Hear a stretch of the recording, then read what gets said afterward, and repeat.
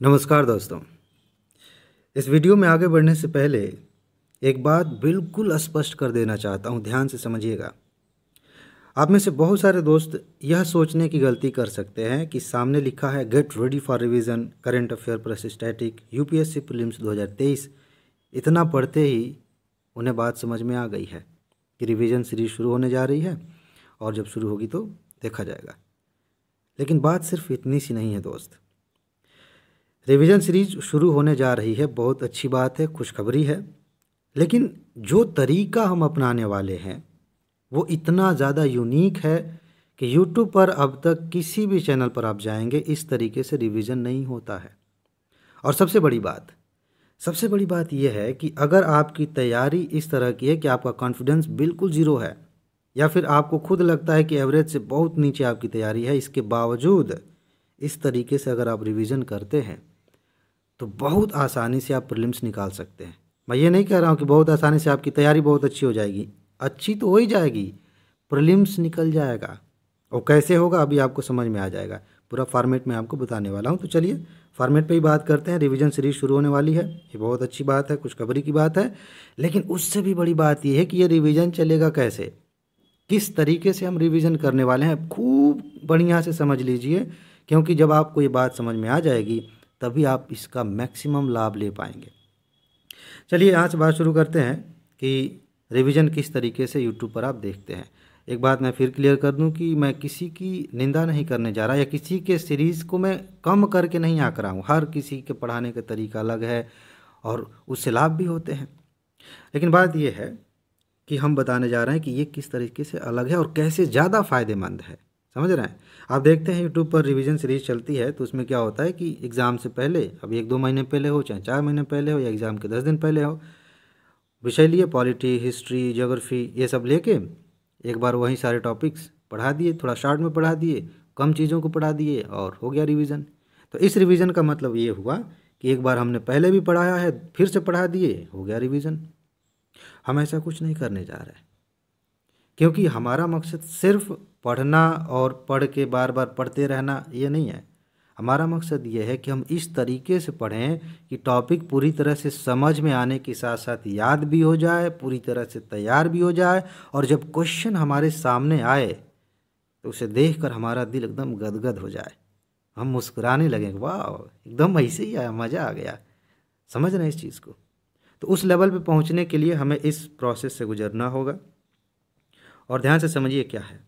एक और चीज़ बताऊं, इस वीडियो के लास्ट में, अभी थोड़ी देर बाद, ज़्यादा लंबी वीडियो नहीं है तो अभी मैं बताऊंगा कि इस चैनल पे हम एक नया स्टेप ले रहे हैं, एक नई बात हम शुरू करने जा रहे हैं। वो नई बात क्या है, नया तरीका क्या है, आपको बहुत फ़ायदा पहुंचाएगा और ये रिवीजन सीरीज़ उससे जुड़ी हुई है।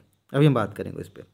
तो देखिए क्या होगा कि मैं आपको टॉपिक दूँगा, पहले आपको टॉपिक मिलेगा और ये कोई ऐसा वैसा टॉपिक नहीं है।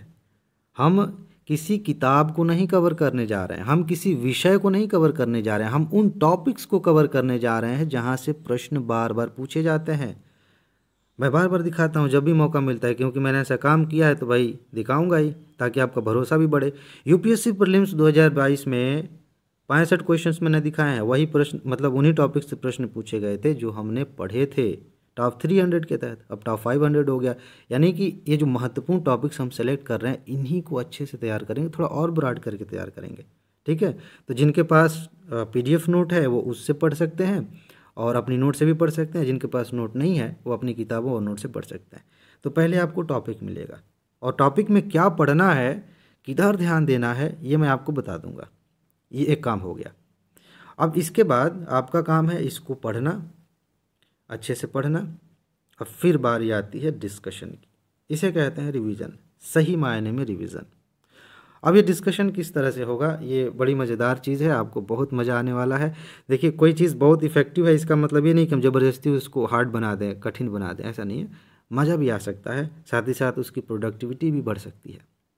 अब डिस्कशन किस तरीके से होगा, टॉपिक आपको मिल गया था एक दिन पहले, आपने पढ़ लिया, आज डिस्कशन होगा, मतलब इस तरह से ये फॉर्मेट चलेगा।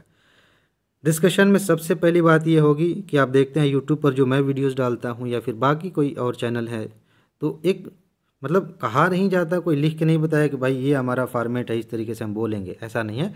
लेकिन वो पढ़ाने का एक वो बन जाता है, एक फॉर्मल तरीका बन जाता है, समझ रहे हैं। यहाँ कोई फॉर्मल तरीका नहीं होगा, एकदम इनफॉर्मल तरीके से बात होगी, जैसे आप फ़ोन पे अपने दोस्त से बात करते हैं, ठीक है, उस तरह से बात होगी।